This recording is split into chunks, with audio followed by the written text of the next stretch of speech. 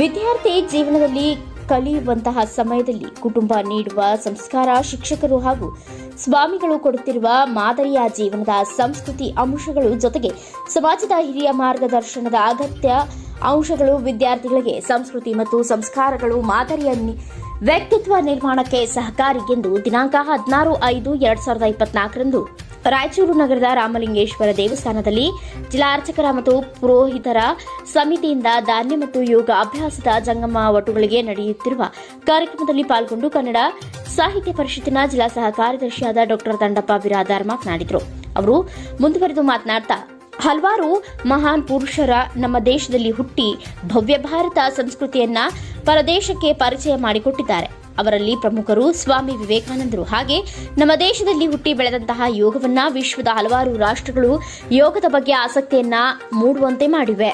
ನಾವುಗಳು ವಿದ್ಯಾರ್ಥಿ ಜೀವನದಲ್ಲಿ ಉತ್ತಮ ವಿಚಾರಗಳನ್ನು ಮೈಗೂಡಿಸಿಕೊಂಡಾಗ ದೊಡ್ಡವರಾದ ಮೇಲೆ ಸಮಾಜದಲ್ಲಿ ಮಾದರಿ ವ್ಯಕ್ತಿಗಳಾಗಿ ಬೆಳೆದು ಬದುಕುತ್ತೇವೆ. ಬಸವಣ್ಣನವರ ವಚನಗಳನ್ನ, ಪೂಜ್ಯರ ವಿಚಾರಗಳನ್ನ, ಧರ್ಮದ ನಿಜವಾದ ತಿರುಳನ್ನ ಅರಿತುಕೊಂಡು ಶರಣರ ವಚನಗಳನ್ನ ಅರ್ಥ ಮಾಡಿಕೊಂಡು ಸೈದ್ಧಾಂತಿಕ ನೆಲೆಗಟ್ಟಿನ ಮೇಲೆ ಅಧ್ಯಯನ ಮಾಡಬೇಕು. ನೀವು ಇಲ್ಲಿ ಪಡೆಯುತ್ತಿರುವ ಜ್ಞಾನ ಮತ್ತು ಉಪದೇಶಗಳು ನಿಮ್ಮ ಮುಂದಿನ ಬದುಕಿನಲ್ಲಿ ಅವು ದಾರಿದೀಪವಾಗುತ್ತವೆ. ಎಲ್ಲ ಶುಭ ಕಾರ್ಯಗಳಲ್ಲಿ ನಿಮ್ಮ ಸೇವೆ ಬಹಳ ಅನಗತ್ಯವಾಗಿರುತ್ತದೆ.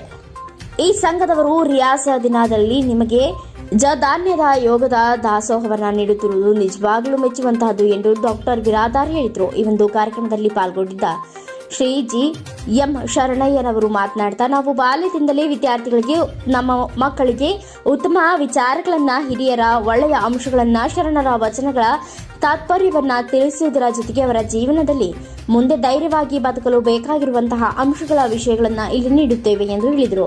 ಇದೇ ಸಂದರ್ಭದಲ್ಲಿ ಉತ್ತಮ ಉಪನ್ಯಾಸವನ್ನ ನೀಡಿದ ಡಾಕ್ಟರ್ ದಂಡಪ್ಪ ಬಿರಾದಾರ್ ಅವರಿಗೆ ಸಂಘದ ವತಿಯಿಂದ ಸನ್ಮಾನಿಸಿ ಗೌರವಿಸಿದರು. ಈ ಸಂದರ್ಭದಲ್ಲಿ ವೀರೇಶ ಸ್ವಾಮಿ ಸ್ವಾಗತಿಸಿದರು. ಸುರೇಶ್ ಸ್ವಾಮಿ ಕೊನೆಯಲ್ಲಿ ವಂದಿಸಿದರು. ಕಾರ್ಯಕ್ರಮದ ಆಯೋಜನೆಯಲ್ಲಿ ಬಸವರಾಜ ಸ್ವಾಮಿ ಅವರು ಸಹಕರಿಸಿದರು. ಕಾರ್ಯಕ್ರಮದಲ್ಲಿ ವಿವಿಧ ಭಾಗದಿಂದ ಬಂದಿರುವ ಜಂಗಮ ವಟುಗಳು ಉಪಸ್ಥಿತರಿದ್ದರು.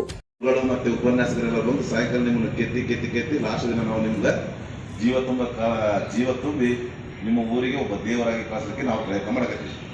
ಸಾಹೇಬ್ರೆ, ನೀವೆಲ್ಲ ಒಂದು ಬಾಲ್ಯ ವಯಸ್ಸಿನಲ್ಲಿರ್ತಕ್ಕಂಥ ಒಬ್ಬ ವಟಗಳು ಸಿದ್ಧಗಂಗಾ ಮಠದಲ್ಲಿ ನಾವು ಯಾವ ಥರ ನೋಡ್ತಾ ಇದ್ದೀವಿ, ಅದೇ ರೀತಿಯಾಗಿ ನಂಗೆ ಇಲ್ಲಿ ನನಗೆ ಅನುಭವ ಆಗ್ತಾ ಇದೆ ಅಂತ ಅಜ್ಜರವರು ಸಾಹೇಬರು ತಿಳಿಸಿದರು. ಅಂದರೆ ನೀವು ಪ್ರತಿನಿತ್ಯ ಕೂಡ ಒಬ್ಬೊಬ್ಬರು ಒಂದೊಂದು ಥರ ಹೇಳ್ತಾರೆ, ಆದರೆ ಎಲ್ಲರೂ ಒಂದೇ ಮಾರ್ಗವಾಗಿ ಹೇಳಿದ್ರು ಗೊತ್ತಾಗಲ್ಲ. ಈಗ ಸಾಹೇಬರು ಶಿಕ್ಷಕರು, ಅವರ ಮಾರ್ಗದರ್ಶನದಲ್ಲಿ ಅವ್ರು ಯಾವ ಥರ ಇರಬೇಕು ಅದೇ ರೀತಿಯಿಂದ ಶಿಕ್ಷಕರು ಮತ್ತು ಯಾವ ವಿದ್ಯಾರ್ಥಿಗಳು ಯಾವ ರೀತಿಯಾಗಿ ಉಪನ್ಯಾಸ ನೀಡಬೇಕು ಅದೇ ರೀತಿಯಾಗಿ ಹೇಳಿದ್ದಾರೆ. ತಾವೆಲ್ಲರೂ ಕೂಡ ಪ್ರತಿನಿತ್ಯನೂ ಸಂಸ್ಕಾರ ಎಂಬುದು ಬಹಳ ಮುಖ್ಯ.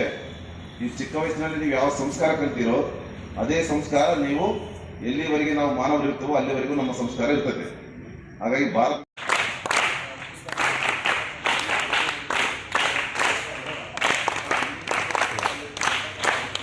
ನಮ್ಗೆ ನೆನಪಾಗ್ತವೆ.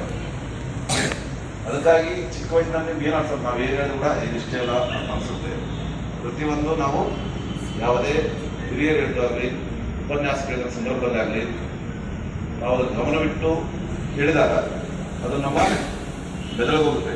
ಅಂದರೆ ಮನುಷ್ಯನಿಗೆ ಒಂದು ಮೆಮೊರಿ ಕಾರ್ಡ್ ಇದ್ದಂಗೆ ಅದು ಯಾವ ಸಮಯದಲ್ಲಿ ಕ್ಲಿಕ್ ಆಗ್ಬೇಕಂದ್ರೆ ಆ ಘಟನೆ ಹೇಳಿದಾಗ ಕ್ಲಿಕ್ ಆಗ ಇಂಥ ಸಂದರ್ಭದಲ್ಲಿ ಇಂಥ ಸಾಹೇಬ್ ಹೇಳಿದ್ರು, ಇಂಥ ಸಂಸ್ಕಾರ ಸಂಘದಲ್ಲಿ ಹೇಳಿದ್ರು ಅನ್ನೋ ಮಾತು ನಮ್ಗೆ ನೆನಪಾಗಬೇಕು. ಹಾಗಾಗಿ ನಾವೇನು ಮಾಡ್ತೀವಿ, ಈಗ ಪ್ರತಿನಿತ್ಯ ಕೂಡ ಒಬ್ಬೊಬ್ಬರ ಗಣ್ಯ ವ್ಯಕ್ತಿಗಳಿಂದ, ಶಿಕ್ಷಕರಿಂದ, ಉಪನ್ಯಾಸಕರಿಂದ, ಗುರುಗಳ ಒಂದು ನೇತೃತ್ವದಲ್ಲಿ ನಡೆದೆನ್ನುವಂಥ ಭಾವನೆಯನ್ನು ವ್ಯಕ್ತಪಡಿಸುತ್ತಾ ಕಾರ್ಯಕ್ರಮದಲ್ಲಿ ಪಾಲ್ಗೊಂಡಿರುವ ಸುರೇಶ್ ಅವರೇ, ವಿಶೇಷವಾಗಿ ನಿಮ್ಮನ್ನು ನಾನು ನೋಡಿದಾಗ ನನಗೆ ನೆನಪು ಬರುವುದು ತುಮಕೂರಿನ ಸಿದ್ಧಗಂಗಾ ಮಠದಲ್ಲಿ ವಿದ್ಯಾರ್ಥಿಗಳು ಅಭ್ಯಾಸ ಮಾಡುವಾಗ ಮತ್ತು ಆ ದೇವರ ಜ್ಞಾನವನ್ನು ಮಾಡುವಂತಹ ಸಂದರ್ಭದಲ್ಲಿ ಆ ವಿದ್ಯಾರ್ಥಿಗಳು ಎಷ್ಟು ಶಿಸ್ತಾಗಿ ಕುಳಿತಿದ್ರೋ ಅದೇ ರೀತಿಯಾಗಿ ನೀವು ರಾಮಲಿಂಗೇಶ್ವರ ದೇವಸ್ಥಾನ ಆವರಣದಲ್ಲಿ ಅಷ್ಟೇ ಶಿಸ್ತಾಗಿ ಕುಳಿತಿದ್ದೀರಿ.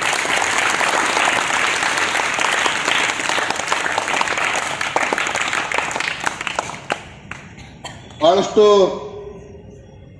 ವಿದ್ಯಾರ್ಥಿಗಳು ತಂದೆ ತಾಯಿಗಳಿಗೆ ಆಸೆ ಇರುತ್ತೆ, ನನ್ನ ಮಗ ಇಂಜಿನಿಯರ್ ಆಗಬೇಕು, ನನ್ನ ಮಗ ಡಾಕ್ಟರ್ ಆಗಬೇಕು, ನನ್ನ ಮಗ ದೊಡ್ಡ ವಿಮಾನ ನಡೆಸೋ ಆಗ್ಬೇಕಂತ. ಆದರೆ ಇಲ್ಲಿ ಕೊಡುವ ಸಂಸ್ಕಾರ ಈಗೇನು ನೀವು ತೆಗೆದಿದ್ರಲ್ಲ, ಇದು ಎಂಥ ಸಂಸ್ಕಾರ ಗೊತ್ತಾ? ನಾವು ಮೊದಲು ಮಾನವರು ಆಗಬೇಕೆಂಬ ಅಂಶವನ್ನು ನಿಮಗೆ ಬಿತ್ತರಿಸುವಂಥ ಕಾರ್ಯಕ್ರಮವನ್ನು ಮಾಡ್ತಾ ಇದ್ರಲ್ಲ ಜಿಲ್ಲಾ ಅರ್ಚಕ ಮತ್ತು ಪುರೋಹಿತರ ಸಂಘ, ನಿಜವಾಗಲೂ ಅವರಿಗೆ ಅಭಿನಂದನೆಯನ್ನು ಸಲ್ಲಿಸಬೇಕಾಗ್ತದೆ. ನಾನು ಡಾಕ್ಟರ್ ಆಗಿ ಅಮೆರಿಕಕ್ಕೆ ಹೋದೆ, ತಂದೆ ತಾಯಿಗಳು ಇಲ್ಲಿರ್ತಾರೆ. ನನ್ನನ್ನು ಓದಿಸಿದವರು ಯಾರು? ತಂದೆ ತಾಯಿಗಳು. ನನ್ನನ್ನು ಬೆಳೆಸಿದವರು ಯಾರು? ನನ್ನ ಸಮೃದ್ಧಿಗೆ ಕಾರಣಕರ್ತರು ಯಾರು? ಅಂತ ತಂದೆ ತಾಯಿಗಳನ್ನ ನಾನು ಇಲ್ಲಿ ಬಿಟ್ಟು ನಾನು ಅಮೆರಿಕಕ್ಕೂ ಬೇರೆ ದೇಶಕ್ಕೆ ಹೋಗ್ತೀನಿ. ಆದರೆ ನನ್ನ ಬದುಕನ್ನು ರೂಪಿಸಿಕೊಳ್ಳಲು ಬೇರೆ ದೇಶಕ್ಕೆ ಹೋದಾಗ ಎತ್ತವರ ನೋಡಿಕೊಳ್ಳುವಂಥ ಮಹತ್ವ ಕಾರ್ಯ ಇದೆಯಲ್ಲ, ಹೌದಲ್ಲ? ಎತ್ತವರಿಗೂ ಒತ್ತವರಿಗೂ ಕೀರ್ತಿ ತರುವಂಥ ಕೆಲಸವನ್ನು ಯಾರು ಮಾಡ್ತಾರೆ ಅದು ನಿಜವಾದ ಮನುಷ್ಯರ ಲಕ್ಷಣ. ಸ್ವಾಮಿ ವಿವೇಕಾನಂದ ಹೇಳ್ತಾನೆ, ನಮಗೆ ಎಂಥ ಯುವಕರು ಬೇಕು ಗೊತ್ತಿರ್ಬೇಕಲ್ಲ. ಸ್ವಾಮಿ ವಿವೇಕಾನಂದ ಹೆಸರು ಕೇಳಿದಿರಾ? ಏಳಿ ಎದ್ದೇಳಿ ಗುರಿ ಮುಟ್ಟುವ ತನಕ ನಿಲ್ಲಬೇಡಿ ಅಂತ ಯುವಕರು ನಮ್ಮ ದೇಶಕ್ಕೆ ಈಗ ಅವಶ್ಯಕತೆ ಇದೆ. ನಾನು ಬಹಳ ಸಂತೋಷ ಪಟ್ಟೆ. ಈ ಒಂದು ಸಣ್ಣ ವಯಸ್ಸಿನಲ್ಲಿ ನಿಮ್ಮ ಆ ಭಾಗ, ಹೃದಯದ ಭಾಗ ಹೆಂಗಂದ್ರೆ ಬ್ಲ್ಯಾಕ್ ಬೋರ್ಡ್ ಇದ್ದಂಗ, ಆ ಬ್ಲ್ಯಾಕ್ ಬೋರ್ಡಿನಲ್ಲಿ ನಾವು ವೈಟ್ ಚಾಕ್ ಪೀಸ್ ಅನ್ನ ಬಳಸಿಕೊಂಡು ಏನು ಬರಿತೀವಿ ಅಕ್ಷರ ಚೆಂದ ಕಾಣ್ತವೆ, ಹೌದಲ್ಲ?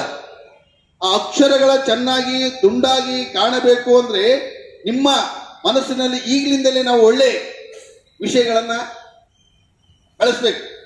ಬೇರೆಯವರು ನೋಡ್ತಿರ್ತೀವಿ ನಾವು ನಿಜವಾಗಿ ಭಾರತೀಯರು, ಭಾರತ ದೇಶ ನನ್ನದು ಎನ್ನುವಂಥ ಪರಿಕಲ್ಪನೆಯನ್ನು ಇವತ್ತು ನಾವು ಪ್ರತಿಯೊಬ್ಬ ವಿದ್ಯಾರ್ಥಿಗಳಲ್ಲಿ ಮೂಡಿಸಬೇಕಾಗಿದೆ.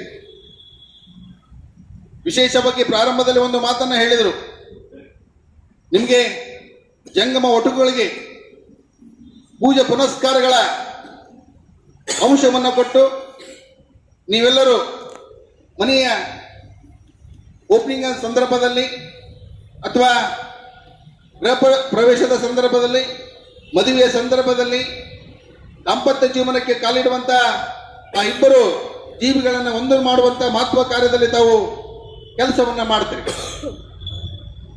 ನಾನು ಅದರ ಹೇಳುವುದರ ಜೊತೆಗೆ ರಾಮಕೃಷ್ಣ ಪರಮಹಂಸರ ಅತ್ಯಂತ ಪರಮ ಭಕ್ತನಾಗಿರುವಂಥ, ಅತ್ಯಂತ ಪರಮ ಶಿಷ್ಯನಾಗಿರುವಂಥ ಸ್ವಾಮಿ ವಿವೇಕಾನಂದರು ನೀವು ಆಗಬೇಕಾಗಿದೆ. ಸ್ವಾಮಿ ವಿವೇಕಾನಂದರು ಪ್ರತಿಯೊಬ್ಬರ ಮನೆಯಲ್ಲಿ ನಾವು ಸ್ವಾಮಿ ವಿವೇಕಾನಂದರು ಹುಟ್ಟಿದ್ದಾದರೆ ನಮ್ಮ ಭಾರತ ದೇಶ ಇಡೀ ಜಗತ್ತಿನಲ್ಲಿಯೇ ಅತ್ಯಂತ ಪ್ರಸಿದ್ಧವಾದ ದೇಶವಾಗ್ತಾ ಇದೆ. ಇವತ್ತೇ ನಮ್ಮ ದೇಶ ಹಿಂದುಳಿದಿಲ್ಲ, ಬೇರೆ ಬೇರೆಯವರೊಂದು ಕ್ಷೇತ್ರದಲ್ಲಿ ಅದ್ಭುತವಾದ ಸಾಧನೆಯನ್ನು ಮಾಡ್ತಾ ಇದೆ. ಆ ಸಾಧನೆಯನ್ನ ನೀವೆಲ್ಲರೂ ತಿಳಿದುಕೊಂಡು ಅದಕ್ಕೆ ಪೂರಕವಾದ ಕೆಲಸವನ್ನ ಮಾಡಬೇಕಾಗಿದೆ. ವಿಶೇಷವಾಗಿ ಧರ್ಮ